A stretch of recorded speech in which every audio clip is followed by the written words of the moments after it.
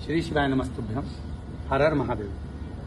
श्रावण के पवित्र माह में आप और हम शिव महापुराण के पाठ में आगे बढ़ते हैं और पृष्ठ संख्या 66 पर हम पहुंचते हैं। बड़े आनंद के साथ एक साधारण मनुष्य को, किसी नारी को, पुरुष को भगवान शंकर के शिवलिंग का निर्माण कैसे करना चाहिए, उसका वर्णन शिव महापुराण करती है।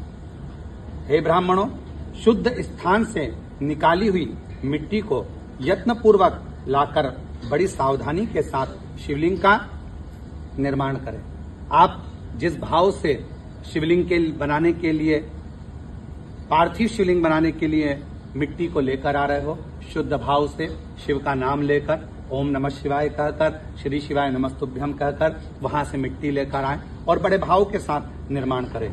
ब्राह्मण के लिए श्वेत, क्षत्रिय के लिए लाल, वैश्य के लिए पीली और शूद्र के लिए काली मिट्टी से शिवलिंग बनाने का विधान है।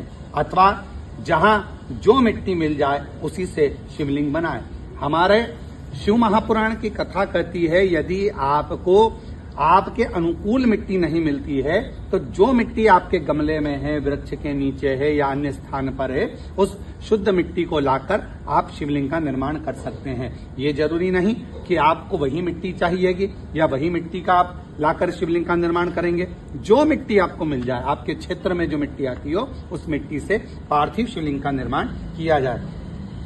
शिवलिंग बनाने के लिए प्रयत्न पूर्वक मिट्टी का संग्रह करके उसे शुभ मृतिकाओं को अत्यंत शुद्ध स्थान में रखें। जो मिट्टी लेकर आए हैं उसको शुद्ध स्थान पर रखें और फिर उसकी शुद्धि करके, अर्थात उसको गंगा जल छींटकर, जो पवित्र नदी का जल हो आपके पास में वो छींटकर, नहीं हो तो अपने पास जो जल रखा हो वही छींटकर जल से मानकर पिंडी बना लें और वेदोक्त मार्ग से धीरे धीरे सुंदर पार्थिव शिवलिंग की रचना करें। अर्थात जैसा हमारे यहाँ हमारे शास्त्रों में पार्थिव शिवलिंग का निर्माण का वर्णन किया गया है, वैसे ही पहले जलाधारी बनाकर फिर उसके ऊपर शिवलिंग का निर्माण बड़े भाव से करें और बड़ा सुंदर शिवलिंग का निर्माण करें। तत्पश्चात भोग और मोक्ष रूपी फल की प्राप्ति के लिए भक्ति पूर्वक उस पूजन को करें। अर्थात पार्थिव लिंग का पूजन, हमारे यहाँ पर ऐसी कोई कामना नहीं जिसको हम पार्थिव लिंग पूजन से प्राप्त नहीं कर सकते।